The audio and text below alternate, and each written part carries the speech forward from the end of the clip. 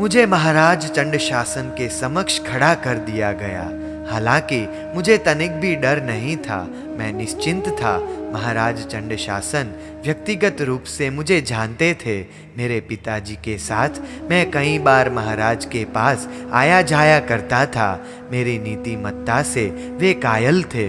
महाराज प्रेमपूर्ण निगाहों से मुझे देखते रहे, जैसे कि वे सोच रहे हो यह युवक चोरी का पाप नहीं कर सकता। फिर मुझसे कहा, चक्रदेव, मैं जानता हूँ तू कितनी अच्छी जिंदगी जी रहा है। तेरी नीतिमत्ता का मैं प्रशंसक हूँ। परलोक के मार्ग का तू ज्ञाता है, धर्म को सर्वस्व मानने वाला है। मैं नहीं मानता कि तू चोरी करेगा। चोरी के पाप का परिणाम इस भव में क्या आता है और परलोक में क्या आता है, यह तू भली भांति जानता है। मैं चाहता हूँ इस पूरी घटना के पीछे रहस्य क्या है, यह तू मुझे बता दे। महाराज का मेरे ऊपर का भरोसा, उनका अपार वात्सल्य और अगाध स्नेह देखकर मैं अपने आप पर काबू नहीं रख पाया। मेरी आंखें बरसने लगी, मैं रो पड़ा। मैं सोचने लगा, क्या करूं?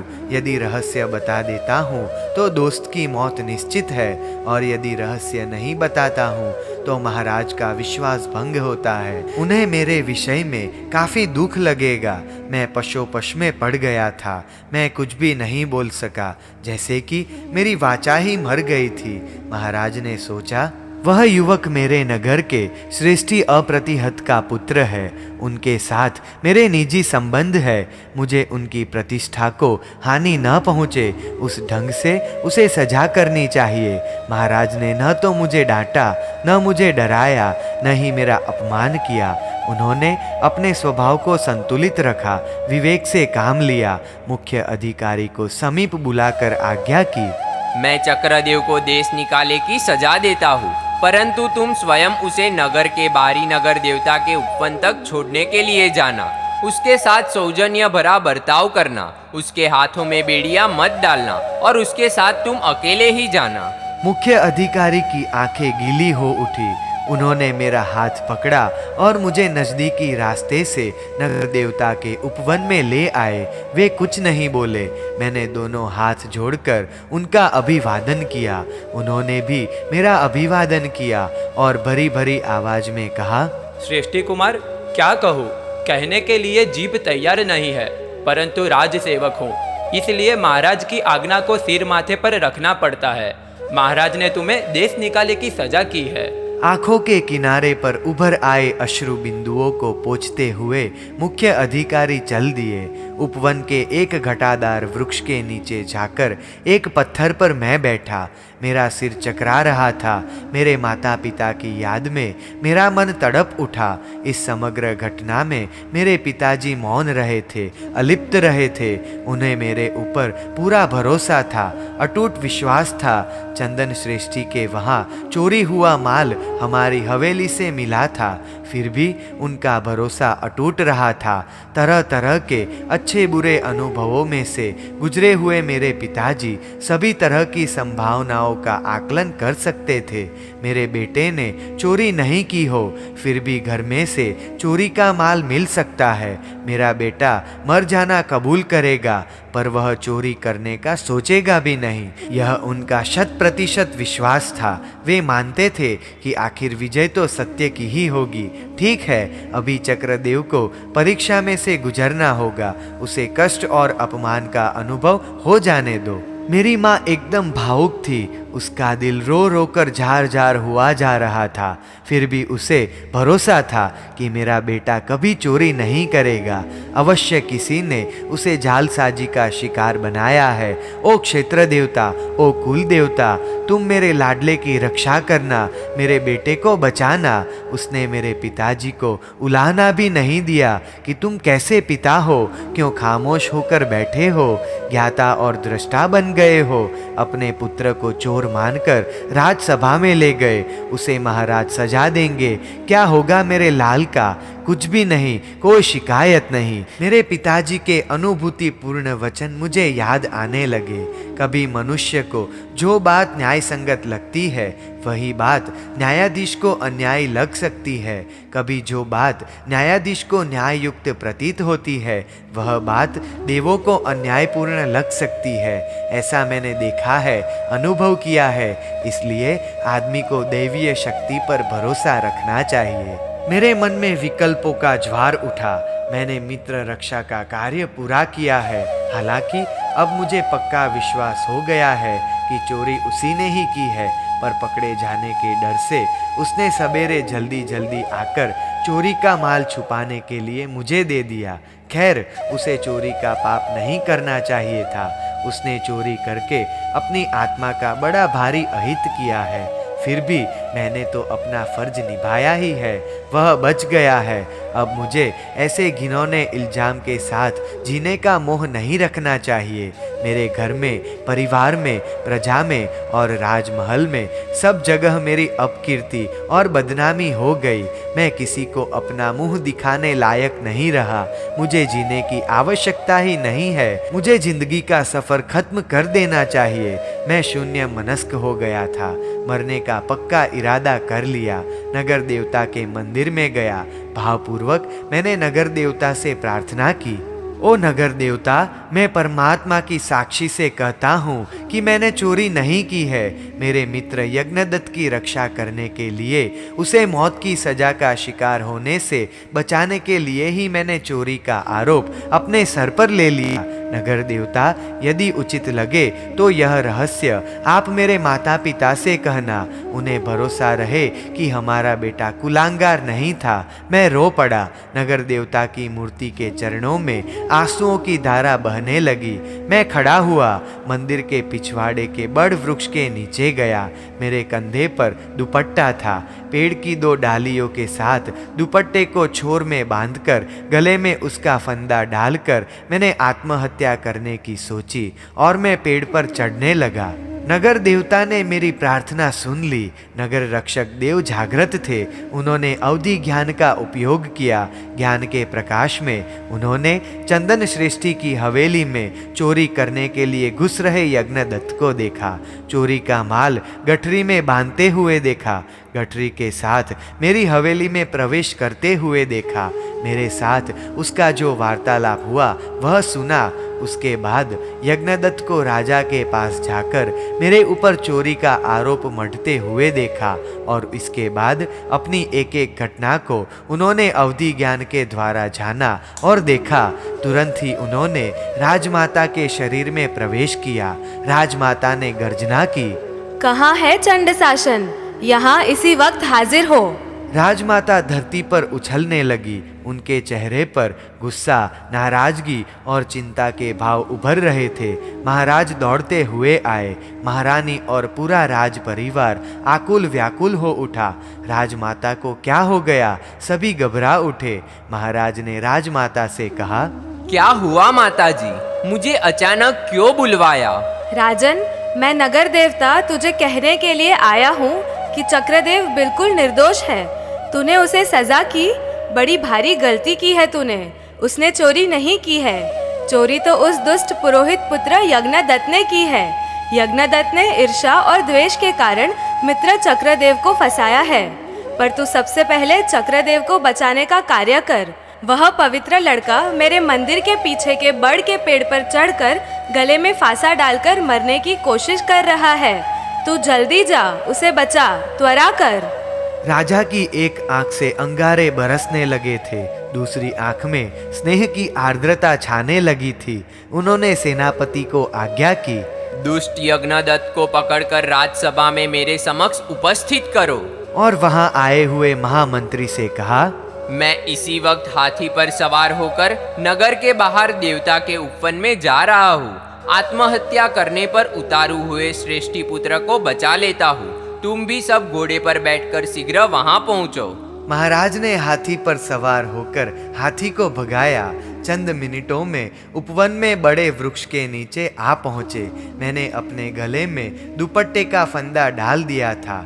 महाराज ने त्वरा से कमर से कटारी निकालकर फंदे को काट डाला और दोनों हाथों में मुझे उठा लिया। मैंने महाराज के मुंह पर हाथ रखते हुए कहा, महाराज नहीं, ऐसा मत कीजिए, आप तो मेरे पिता तुल्य है। प्रजा की सुरक्षा करना आपका परम कर्तव्य है, यह राजा का धर्म है। आपने तो सबूत के आधार पर ही मुझे सजा की और वह उचित भी किया। मेरा मन यज्ञदत्त की चिंता से आकुल था। बेचारा यज्ञदत्त बड़े संकट में फंस गया। अब महाराज के खौफ से उसे बचाना मुश्किल होगा। फिर भी मैं महाराज से उसके प्राणों की भिक्षा मांग लूं। मैंने महाराज से कहा, महाराज, यज्ञदत्त ऐसा पापाचरण करने वाला लड़का नहीं है। जरूर कुछ गलत फहमी हुई है, आप बराबर जांच करवाइएगा। महाराज ने मेरा हाथ अपने हाथ में लेते हुए कहा, यह चक्रदेव नहीं बोल रहा है, यज्ञदत्त का मित्र बोल रहा है। तेरा वह मित्र कितना दुष्ट है, धूर्त है। तेरे जैसे सरल, गुणी और सम्राट परिवार के युवक के साथ उसने धोखा किया, कपट किया, तुझे फंसाया, तुझे दंडित करवाया, देश निकाले की सजा करवाई। उस पापी को तो मैं ऐसी सजा करूंगा कि वह 7 जन्म तक भी भूल नहीं सकेगा। महाराज ने मुझे अपने साथ हाथी पर बिठाया और सम्मान पूर्वक राजमहल में प्रविष्ट हो रहे थे कि वहां कोतवाल यज्ञदत्त को रस्सी से बांधकर ले आया। महाराज ने यज्ञदत्त की ओर देखा। उसका सिर शर्म के मारे झुक गया था। आंखें ऊंची करके देखने की उसकी हिम्मत ही नहीं थी। महाराज का गुस्सा खौल उठा। उन्होंने उसी वक्त कोतवाल से कहा, इस दुष्ट की जीभ काट डालो, उसकी दोनों आंखों को बाहर निकाल दो।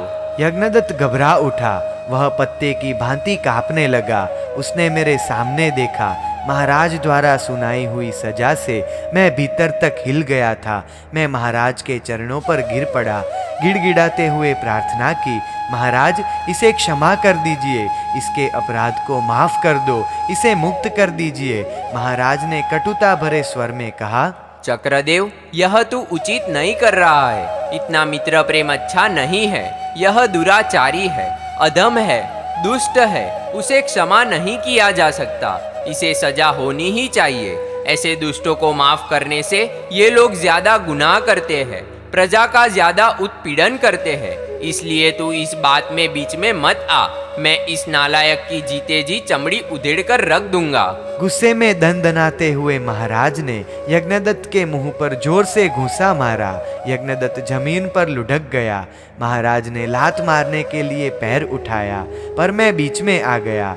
मैंने अश्रुसिक्त नयनों से कहा, प्रभो, यदि आपको मेरे ऊपर स्नेह है, प्रेम है, तो मेरी इतनी विनती स्वीकार कीजिए। आप इसे छोड़ दीजिए। महाराज ने मेरे सामने देखा, मेरी आंसुओं से सिक्त आंखों को देखा। उनका गुस्सा हवा हो गया। कोतवाल को आज्ञा दी, छोड़ दो इस दुष्ट नराधम को, सौंप दो इसे चक्रदेव को। चक्रदेव को जो करना होगा वह करेगा इसका। मैं चक्रदेव की इच्छा का अनादर नहीं कर सकता। महाराज, आपने महान कृपा की। महाराज ने बड़े मान सम्मान के साथ मेरे घर पर मुझे भिजवाया। यज्ञदत्त को मैंने उसके घर पर भिजवा दिया था। नगर के कई गणमान्य लोग मुझे अभिनंदन देने के लिए मेरे घर पर आने लगे। नगर के भीतर राहों चौराहों पर यज्ञदत्त की बदनामी होने लगी। हालांकि मेरा मन निंदा प्रशंसा की उलझन से काफी दूर था। मैं यज्ञदत्त की आत्मस्थिति का चिंतन करता रहा। कर्म के परवश जीवों की स्थिति कैसी दयनीय होती है। सचमुच कर्मों का खेल बड़ा ही विचित्र है। जीवात्मा के मन को परखना बड़ा मुश्किल है। मैं यज्ञदत्त पर अंधा स्नेह उड़ेलता रहा। मैंने सपने में भी उसका अहित हो ऐसा कभी सोचा तक नहीं। मैं उसे अपना अच्छा दोस्त समझता रहा और उसने कभी भी मेरे हित का विचार नहीं किया। सचमुच उसके कर्मों की विवशता ने ही उसकी सुध-बुध गवा दी। मेरा मन विरक्त हो उठा। संसार के तमाम संबंधों के प्रति एक अंतहीन उदासी फैल गई भीतर में। यज्ञदत्त के साथ की मित्रता अब मर चुकी थी। संसार के सभी वैषयिक सुख भी नीरस और फीके प्रतीत होने लगे। मन ही उठ गया संसार से। हालांकि कभी भी यज्ञदत्त के लिए मेरे मन में तिरस्कार नहीं जन्मा या न ही गुस्सा पनपा। उसी अरसे में मेरे पुण्योदय से नगर के बाहरी उपवन में अग्निभूति नामक आचार्य महाराज का पर्दापण हुआ। मुझे समाचार मिले। अविलंब मैं उन महात्मा के दर्शन करने के लिए उद्यान में दौड़ गया। सौम्य शीतल मुखाकृति वाले उन ज्ञानी पुरुष के प्रति मेरे हृदय में सद्भाव का दीप जल उठा। मैंने भावपूर्वक वंदना की। उन्होंने मुझे धर्म लाभ का आशीर्वाद दिया। मैं विनय पूर्वक उनके चरणों में बैठा। मैंने पूछा, गुरुदेव, सभी दुखों का नाश कर डाले ऐसा धर्म मुझे समझाने की आप कृपा करेंगे? गुरुदेव ने मुझे सम्यक धर्म समझाया। इसके बाद देशवीरती गृहस्थ धर्म के बारे में जानकारी दी और इसके बाद सर्ववीरती रूप चारित्र धर्म के बारे में समझाया। मेरे मन में गृहस्थ धर्म स्वीकार करने की इच्छा पैदा हुई, किंतु उस दिन केवल धर्म श्रवण करके ही मैं घर लौट आया। मैंने तमाम व्यापार छोड़ दिया। व्यापार करने की वैसे आवश्यकता भी नहीं थी। ढेर सारी संपत्ति थी मेरे पास। मैं गृह कृत्यों से निवृत्त सा था। मेरे भीतर गुरुदेव के द्वारा बताए हुए गृहस्थ धर्म का और साधु धर्म का चिंतन चल रहा था। प्रतिदिन मैं आचार्य महाराज के पास जाने लगा। ज्यों ज्यों मैं धर्म श्रवण करता गया त्यों त्यों मेरा वैराग्य वृद्धिगत होता चला। एक दिन रात्रि की नीरव शांति में मेरे मन में मनोरथ पैदा हुआ। गृहवास में नहीं रहना है। गृहवास अनेक संक्लेशों से भरा है। चारित्र धर्म का स्वीकार कर लूं। वह रात मेरी बस साधु धर्म के चिंतन में व्यतीत हुई। मेरा चारित्र मोहनीय कर्म टूट गया था। आत्मवीर्य उल्लसित हो रहा था। सर्ववीरतिमय चारित्र धर्म अंगीकार करने की तीव्र अभिप्सा जाग उठी थी। मैं गुरुदेव के पास गया। मैंने प्रार्थना की, आपने मेरे ऊपर अनंत उपकार किए हैं। मेरा मन इस संसार के प्रपंचों से विरक्त बना है। आप मुझे आज्ञा दीजिए कि अब मुझे क्या करना चाहिए। ज्ञानी गुरुदेव ने मुझे चारित्र धर्म प्रदान किया। विधि पूर्वक मैंने चारित्र धर्म का पालन किया। मेरा आयुष्य पूरा हुआ। मेरी आत्मा ने ब्रह्मदेव लोक में देव का जन्म पाया। इधर यज्ञदत्त अनेक पापों के पाश में जकड़ा हुआ जीवन व्यतीत करके शर्करा प्रभा नामक नरक भूमि में पैदा हुआ।